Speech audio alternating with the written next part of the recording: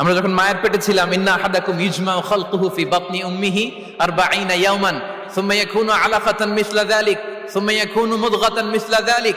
আমরা যখন মায়ের পেটে ছিলাম 40 দিনে আমরা নুতফা স্টেজে ছিলাম, 40 দিন আমরা আলাকা স্টেজে ছিলাম। আমার মায়ের জরায়ুর দেয়ালে আমি লেপ্টে ছিলাম।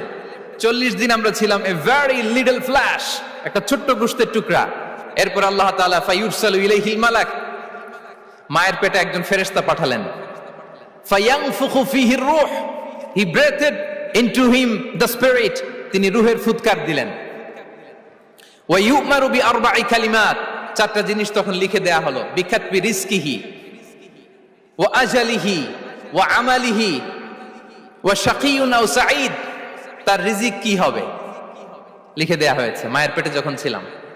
আপনারা তো এখন চিন্তা করতেছেন, চিন্তিত, কিন্তু মায়ের পেটে থাকতে আল্লাহ তাআলা এই রিজিককে ফিক্স করে দিয়েছেন।